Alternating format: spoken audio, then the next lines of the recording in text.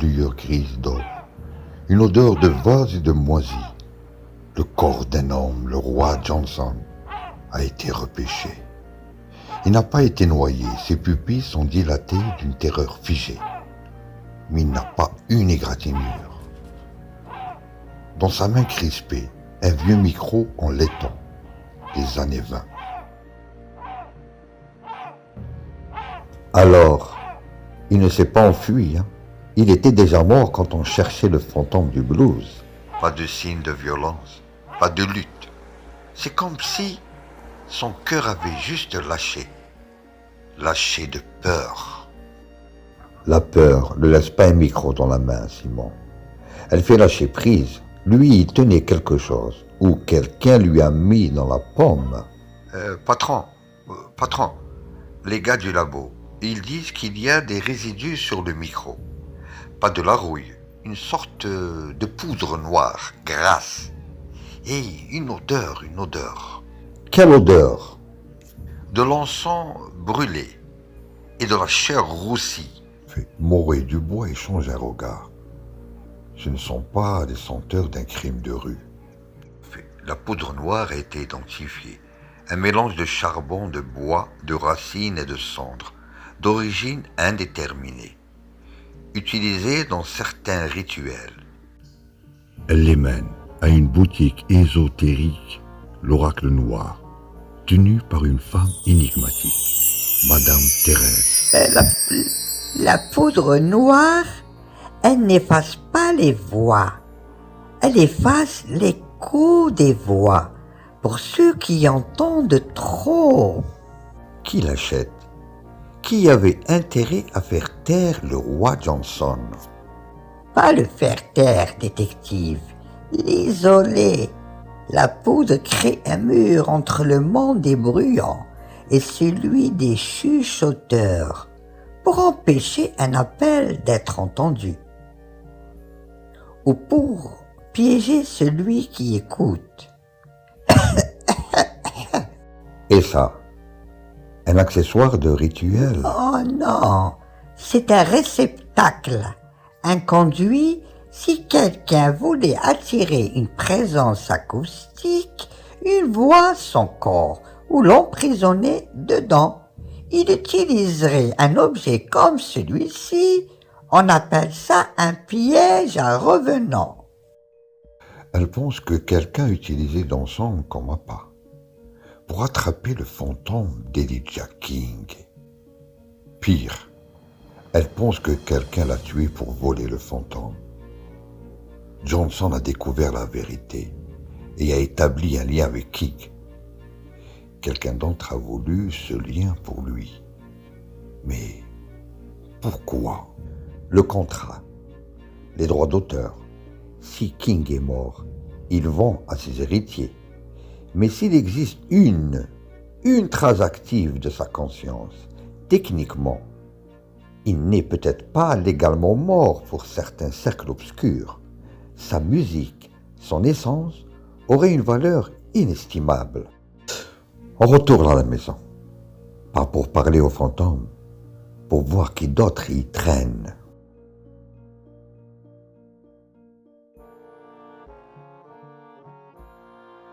La maison n'est plus silencieuse. Un bourdonnement bas, presque inaudible, imprégnait les murs. Des symboles étranges tracés à la poudre noire marquent le sol du salon, près de la cheminée. L'énergie est différente. Ce n'est pas une mélodie.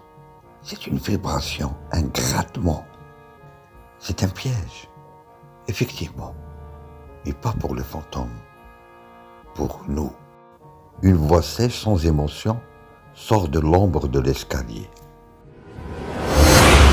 Très perspicace, détective, mais un peu tard. Un homme en costume sombre et usé émerge. Louis Ferraro Gier, le fils du producteur assassin.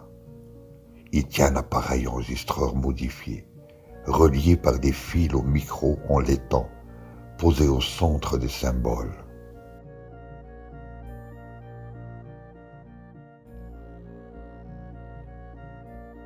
Mon père est C'était un visionnaire, il a vu la valeur en Elijah King. Il n'a pas tué pour voler des chansons, mais pour capturer le génie à sa source. Le feu, le meurtre, c'était un rituel raté.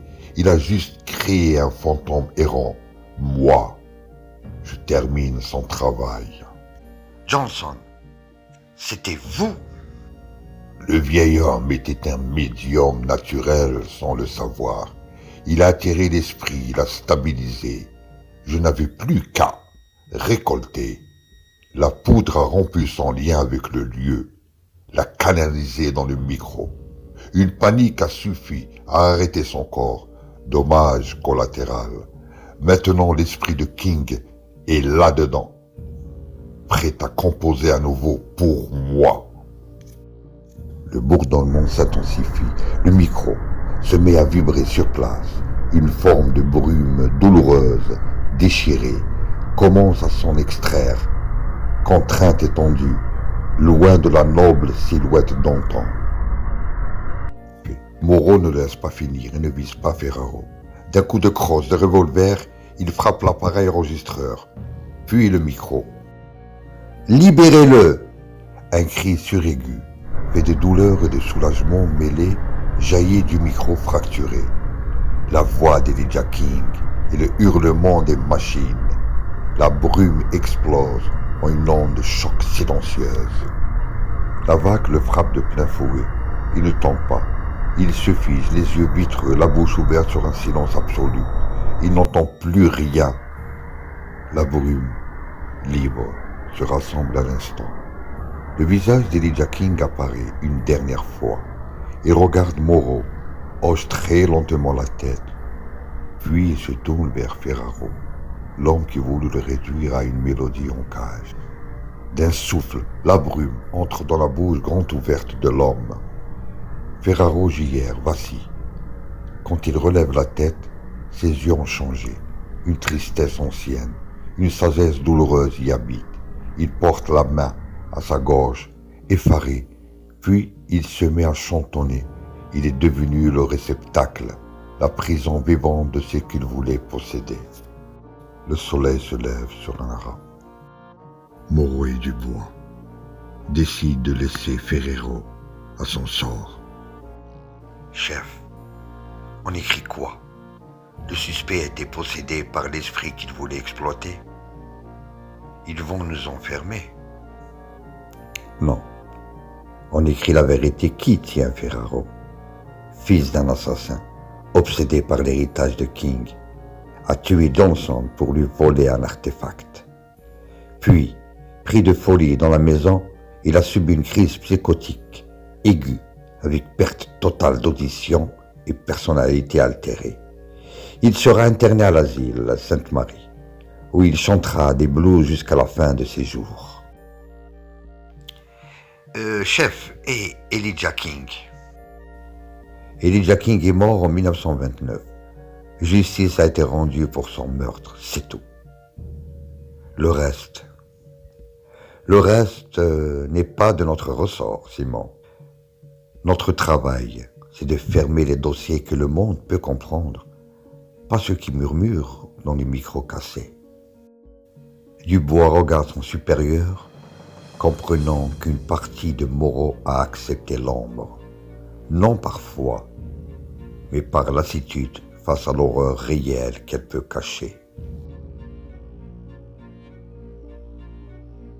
Dans la pénombre du bureau, seul le grincement régulier de la plume de Dubois trouble le silence. Moreau fixe l'ombre sous sa propre table, les yeux étroits, à l'affût du premier frisson de la première note égarée qui oserait revenir.